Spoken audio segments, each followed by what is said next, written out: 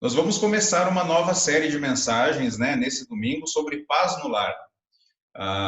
Eu quero te perguntar e que você reflita sobre isso. Como que a quarentena afetou a sua família? Afetou os seus relacionamentos, as pessoas com as quais você vive? A pergunta que eu faço também é a sua admiração pelas pessoas, né? O seu cônjuge, seus filhos, né? Os seus familiares, talvez que moram juntos ou amigos.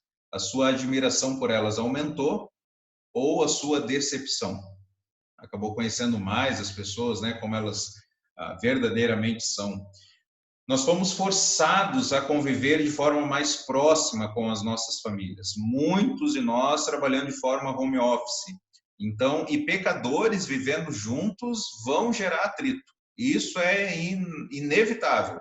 Pecadores convivendo juntos vão ter atritos. E com isso nós precisamos de sabedoria e paz. Nessa série de mensagens, então, começando hoje sobre paz no lar, nós queremos ler em Efésios, capítulo 5, do versículo 15 ao 20. Efésios, capítulo 5, no versículo 15 a 20. Diz o seguinte, acompanhe aí. Tenham cuidado com a maneira como vocês vivem, que não seja como insensatos, mas como sábios, aproveitando ao máximo cada oportunidade, porque os dias são maus. Portanto, não sejam insensatos, mas procurem compreender qual é a vontade do Senhor. Não se embriaguem com vinho que leva à libertinagem, mas deixem-se encher pelo Espírito, falando entre si com salmos, hinos e cânticos espirituais, cantando e louvando de coração ao Senhor, dando graças constantemente a Deus Pai por todas as coisas, em nome de nosso Senhor Jesus Cristo. Nós queremos nessa mensagem aprender sobre o ABC da sabedoria no lar. O que Deus vai nos orientar hoje? Qual que é esse ABC da sabedoria no lar? Como viver em sabedoria no lar? O primeiro, a letra A, é que o sábio, ele aproveita as oportunidades. O apóstolo Paulo, ele vai fazer uma aplicação no livro de Efésios muito específica às mulheres, aos homens, aos pais, aos filhos, aos escravos. Mas antes disso, ele está fazendo uma introdução aqui com uma aplicação para todos. E ele vai falar do sábio em contraste do insensato. O sábio, ele faz o quê? O sábio, ele aproveita as oportunidades. No versículo 15 diz: tenham cuidado com a maneira como vocês vivem, que não seja como insensato, mas como sábios, aproveitando ao máximo cada oportunidade, porque os dias são maus. Algumas versões bíblicas, talvez a sua versão, eu gosto de usar muito a NVI ou a NVT, que são linguagens que a gente consegue entender, interpretar o texto com maior facilidade. Elas dizem com a maneira como vocês vivem, né? Mas algumas versões dizem a maneira como vocês andam, vede como andai. A ideia é um viver como Jesus, um andar como Jesus, aproveitando ao máximo cada oportunidade. Talvez a sua versão está assim, ó, remindo o tempo. A ideia é ser cauteloso, ser sensível, estar atento às oportunidades. E, querido amigo, uma coisa aqui que é verdade, a gente tem que admitir. Todos nós temos tempo. Todos nós temos 24 horas no dia. E talvez você já deu essa desculpa, talvez já deram essa desculpa para você. Alguém falando assim, eu não fiz isso porque eu não tinha tempo. Pode falar para a pessoa, não, tempo você teve. É que você priorizou outras coisas. Você escolheu outras coisas. Você valorizou outras coisas. Você não quis fazer isso para fazer outras coisas, porque tempo você teve. Todos nós temos 24 horas no dia. Todos nós temos 7 dias na semana. Tempo nós temos. E o que o texto está falando é que nós devemos aproveitar as oportunidades, aproveitar o tempo, aproveitar as 24 horas, aproveitar cada segundo, aproveitar cada minuto, aproveitar essas inúmeras oportunidades que nós temos desde o momento quando nós acordamos. Pode haver outras oportunidades que vão chegar na nossa vida, mas o fato é que as oportunidades, elas são únicas. Alguém certa vez falou que as oportunidades são como um cavalo sem rabo.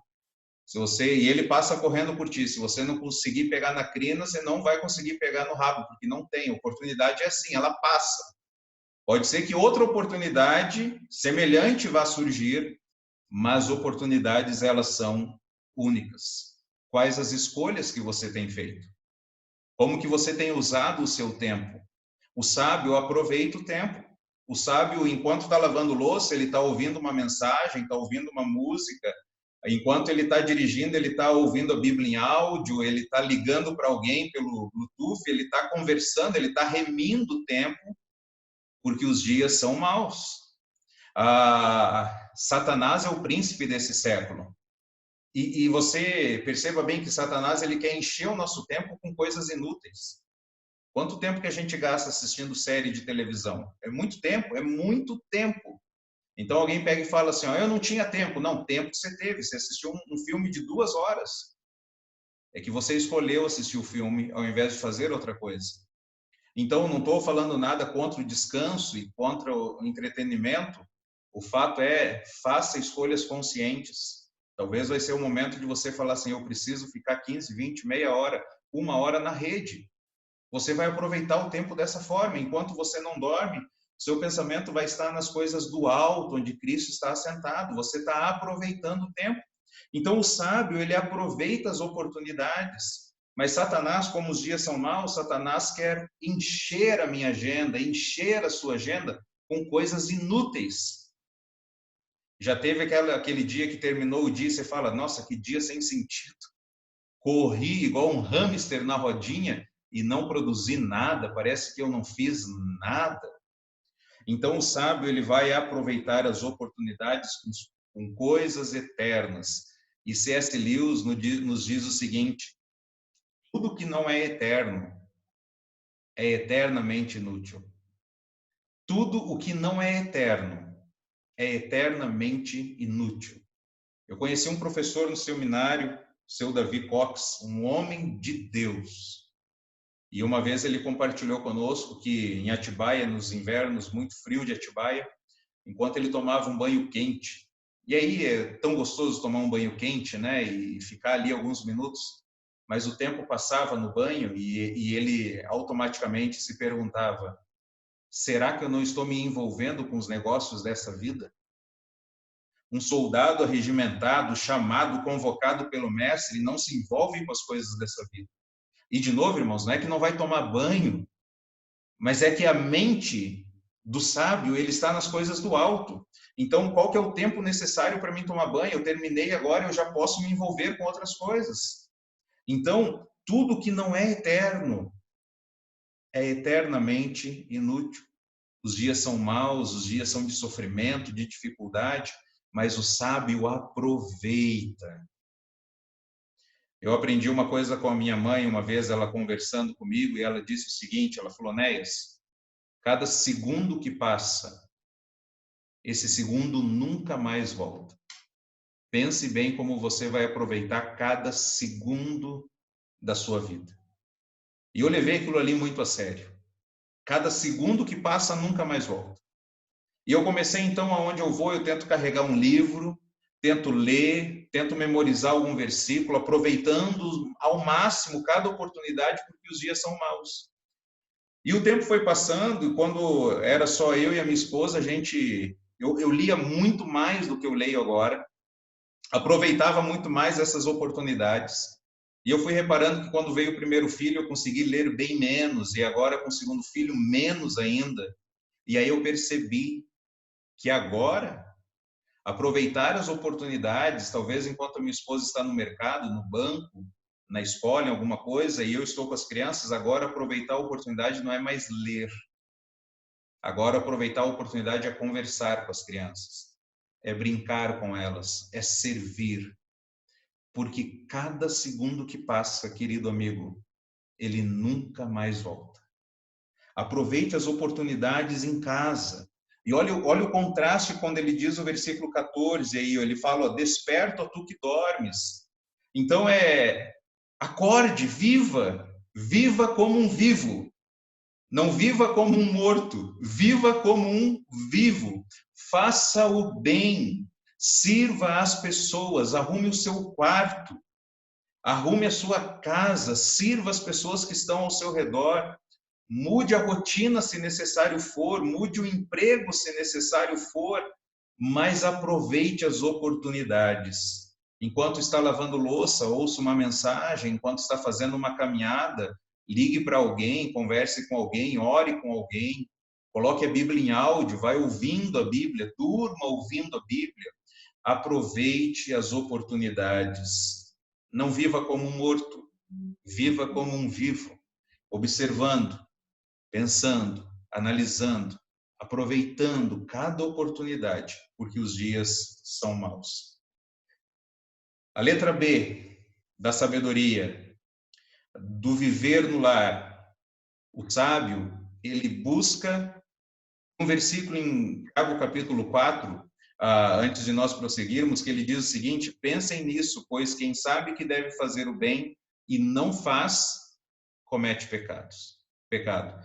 Então, aproveite as oportunidades para fazer o bem, servir as pessoas, amar as pessoas, se aproximar de Cristo, sair do seu próprio mundo e entrar nesse mundo de conflito, de confusão. Então, nesse sentido que eu falei, saia do seu quarto, saia do seu mundo. Olha as pessoas que estão ao seu redor na sua casa, como que você pode servir, gastar o tempo com elas, investir naquilo que é eterno, porque aquilo que não é eterno é eternamente inútil. A letra B do sábio no lar, ele busca conhecer a vontade de Deus. Veja o versículo 17. Portanto, não sejam insensatos, mas procurem compreender qual é a vontade do Senhor. O sábio, ele busca entender a vontade de Deus. Ele busca compreender qual é a vontade do Senhor. E você já reparou que as pessoas querem que a gente faça a vontade delas? Você já reparou isso?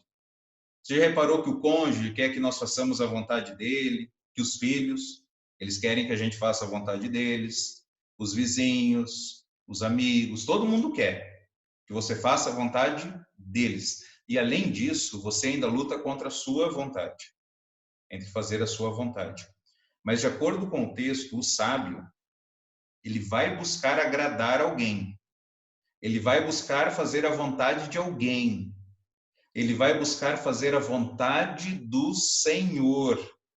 Não é a sua própria vontade, não é a vontade das pessoas, é a vontade de Deus. É o que Deus estabeleceu que o sábio vai fazer. O sábio, ele vai pensar. O sábio, ele vai estudar. O sábio, ele vai reunir versículos. O sábio, ele vai se aconselhar, porque ele quer fazer a vontade de Deus. Tem pessoas que buscam ouvir a voz de Deus de uma forma mística, mas Deus, queridos amigos, ele já deixou a sua vontade registrada, revelada, anunciada e proclamada para nós. Alguém certa vez disse que a vontade de Deus não é uma voz, é um versículo. Abra a Bíblia para compreender a vontade de Deus. O sábio, ele busca entender, ele busca estudar, ele busca meditar. Lembra do que Deus falou para Josué? Lembre continuamente os termos deste livro da lei. Pense, relembre, traga memória os termos deste livro. É aquilo que Deus estabeleceu. Medite nele dia e noite, para ter certeza de cumprir tudo que nele está escrito. Então você prosperará e terá sucesso em tudo que fizer. Quer ter uma vida com significado, com propósito, sucesso aos olhos de Deus e não aos olhos dos homens? Relembre, medite e cumpra a vontade de Deus. É redundante o que eu vou falar, mas é importante. É a vontade de Deus que nós devemos fazer e não a nossa. É a vontade de Deus no seu casamento. É a vontade de Deus com os seus filhos. É a vontade de Deus nas finanças. É a vontade de Deus na igreja. É a vontade de Deus aqui na terra. É a vontade de Deus. E não a minha, não a sua. É o que Deus já falou na palavra dele. Lembra de Jesus? Quando Jesus passava por um grande sofrimento, indo para a cruz, ele disse: Pai, se queres, afasta de mim este cálice, contudo que seja feita a tua vontade, não a minha. O próprio Senhor Jesus, sujeitando-se diante do maior sofrimento, ele falou: Deus, se possível, Senhor, afasta de mim esse grande sofrimento, essa grande dor. Afasta de mim, mas não seja feita a minha vontade, mas a sua. E é isso que o Senhor Jesus nos ensinou, com o seu exemplo e as suas palavras. Venha o teu reino, seja feita a tua vontade, assim na terra como no céu. O sábio, então, ele pensa biblicamente. O sábio, ele pensa em tudo acerca das Escrituras. Na educação dos filhos, na educação financeira, no planejamento das férias, no relacionamento conjugal, na luta contra a depressão, com ansiedade, com medo, nos conflitos interpessoais, nos seus próprios genes, aquilo que está incomodando dentro do próprio corpo. O sábio, ele pergunta a Deus qual é a sua vontade, porque a minha eu sei o que eu quero fazer. Mas não me interessa a minha vontade, interessa a sua, Senhor. Eu estou aqui na terra para te agradar, para fazer a sua vontade. O sábio, então, ele aproveita as oportunidades. Em segundo lugar, ele busca conhecer a vontade de Deus. E o C, do ABC da sabedoria, é que o sábio, ele é controlado pelo Espírito. Veja o versículo 18 a 20. Não se embriaguem com vinho que leva à libertinagem, mas deixem-se encher pelo Espírito, falando entre si com salmos, hinos e cânticos espirituais, cantando e louvando de coração ao Senhor, dando graças constantemente a Deus Pai por todas as coisas em nome de nosso Senhor Jesus Cristo. Então, o sábio, ele é controlado pelo Espírito. Mas ele começa nesse versículo aqui, o apóstolo Paulo falando, no aspecto negativo. O sábio, ele não vai ser controlado pelo quê? Pelo vinho, pela embriaguez, que leva à libertinagem. Então, não seja controlado por nada que tire a sua lucidez. Nós não devemos ser controlados por nada que interfira a nossa forma de pensar. Então, naquela época era o vinho. E é importante eu falar que, biblicamente, não é pecado beber vinho. Qual que é o pecado? O pecado é ser controlado pelo vinho. O pecado é você levar alguém a tropeçar. Mas não é pecado beber. Beba com sabedoria. Beba sem ser controlado pelo vinho. Martin Lloyd Jones, ele diz o seguinte, que o álcool é um ladrão de cérebros. Então, o álcool nos dificulta a forma de pensar.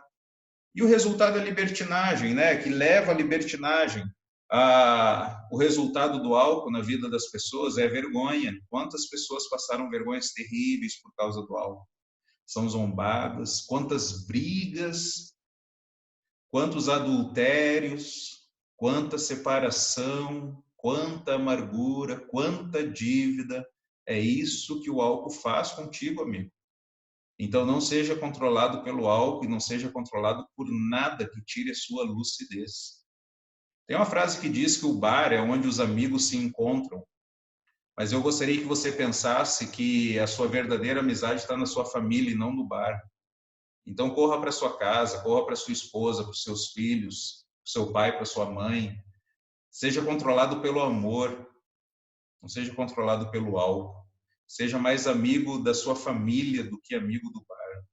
E o sábio, então, ele não é controlado por nada que tire a sua lucidez, mas ele deixa-se ser cheio do Espírito.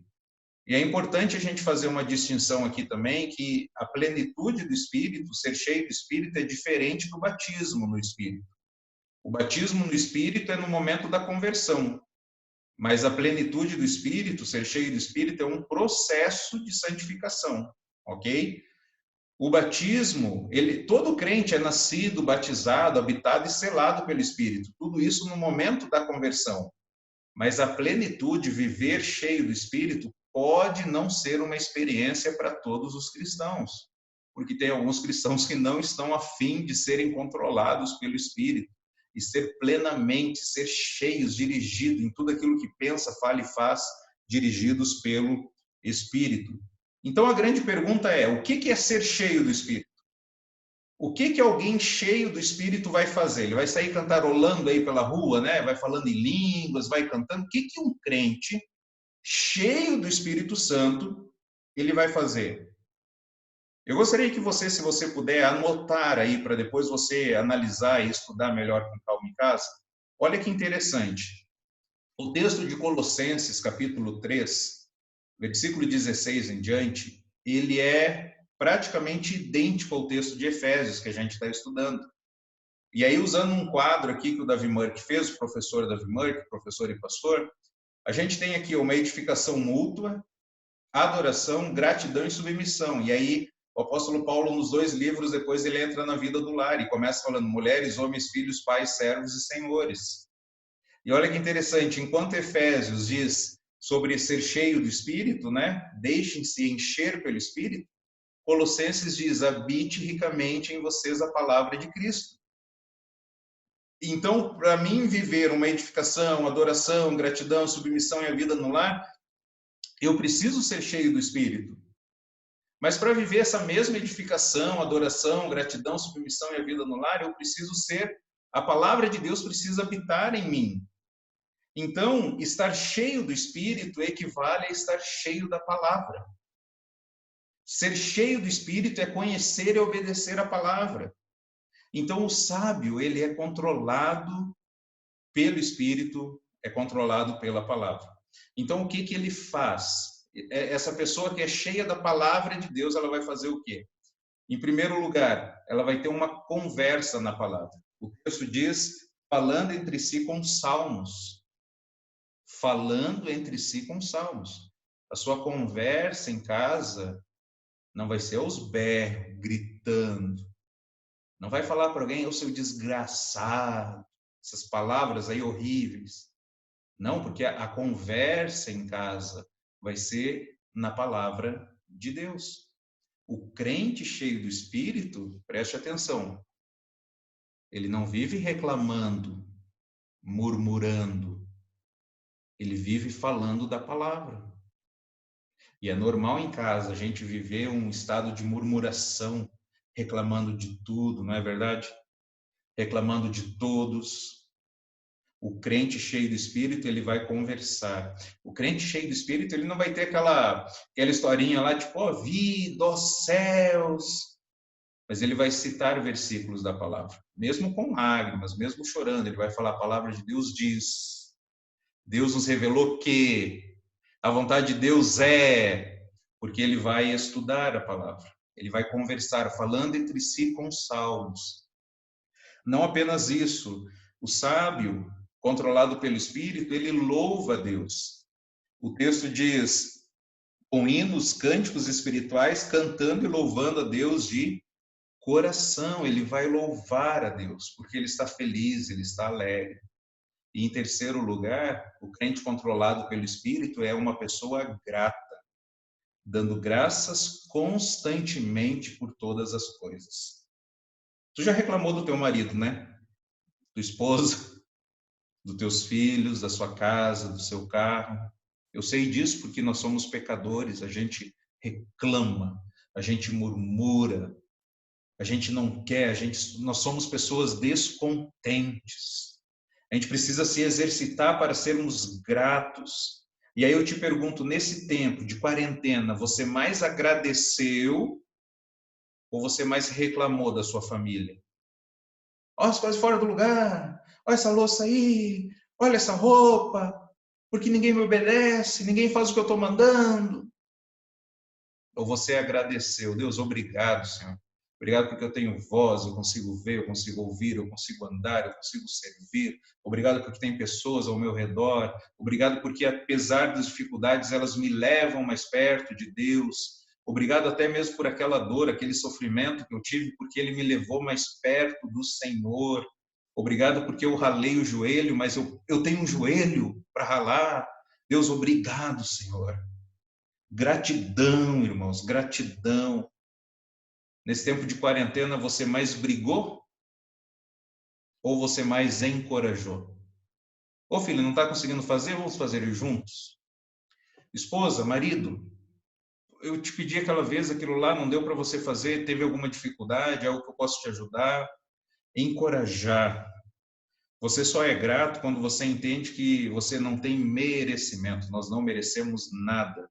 Tudo que acontece é pela graça de Deus. Então, alguém cheio do Espírito, o coração está conectado na palavra e a palavra está na boca. O coração está na palavra do Senhor, porque ele medita e automaticamente essa palavra de Deus vem para a boca. Ele fala acerca do Senhor. O ABC da sabedoria no lar é que o sábio, ele aproveita as oportunidades. Ele busca a vontade de Deus e ele é alguém controlado pelo Espírito. Mas o problema, querido amigo, é que nós não conseguimos fazer isso. Nós, conforme o texto no versículo 14, nós dormimos ao invés de aproveitar as oportunidades.